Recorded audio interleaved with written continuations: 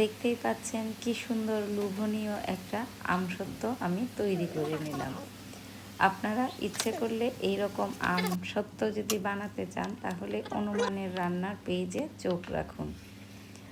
জানি অনেকে আমসত্ত্ব তৈরি করতে পারেন, তারপরও আমি কিভাবে আমসত্ত্ব তৈরি করি তাই আপনাদের সাথে দেখালাম। আমি বেশ কয়েকভাবে আমসত্ত্ব তৈরি করি, কাঁচা আম দিয়েও আমসত্ত্ব তৈরি করি, আবার পাকা আম দিয়েও আমসত্ত্ব তৈরি করি। এই আমসত্ত্বটা আমি পাকা আম দিয়ে করেছি। বেশ কয়েকটা আম মানে কাঁচা অবস্থায় কেমন জানি পেকে গিয়েছিল, এটার মিষ্টি নাই, মানে খেতে তেমন একটা ভালো লাগে না, তাই আমগুলোকে এরকম ছিলে নিয়ে তারপর টুকরো করে নিয়েছি। এখানে কিন্তু আমি কোনো পানি ব্যবহার করব না, তাই ব্লেন্ডারে সামান্য একটু ভিনেগার দিয়ে নিলাম, তারপর আমের টুকরোগুলো দিয়েছি, তারপর পরিমাণ মতো চিনি দিয়েছি। আপনারা যদি কেউ মিষ্টি খেতে পছন্দ না করেন তাহলে চিনিটা স্কিপ করে নিতে পারেন। আমগুলো ব্লেন্ড করে তারপরে প্যানে তেল দিয়ে দিলাম। অবশ্যই সরিষার তেল দিতে হবে। তেল দিলে আমসত্ত্বটা মসৃণ হয়, দেখতে ভালো লাগে, খেতেও ভালো লাগে, কালারটাও সুন্দর আসে।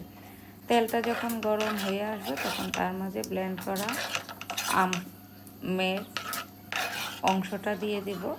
তারপর এর মাঝে দিয়ে দেব 2-3 ফোঁটা ঘি ও আচারের মশলা। এরকম ঘন হয়ে উঠে আসলে আমি এটাকে নামিয়ে নেব। যেই পাত্রে নামাবো সেই পাত্রে 2-3 ফোঁটা ঘি দিয়ে দিলাম। তারপর এটাকে এভাবে হাত দিয়ে মেখে নিয়ে এবার আমি আমসত্ত্বটা নামিয়ে নিলাম। আমসত্ত্বের কয়েকটা টিপস আপনাদেরকে বলি।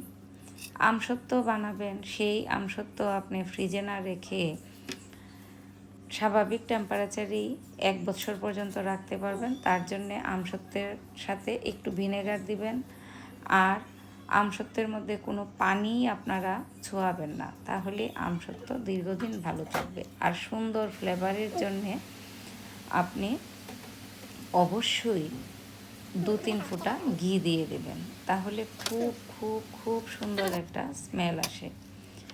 দেখুন কত সুন্দর করে আমসত্ত্বটা হয়েছে। আপনারা ইচ্ছা করলে এটা কেটেও এভাবে বয়ামে রেখে দিতে পারবেন।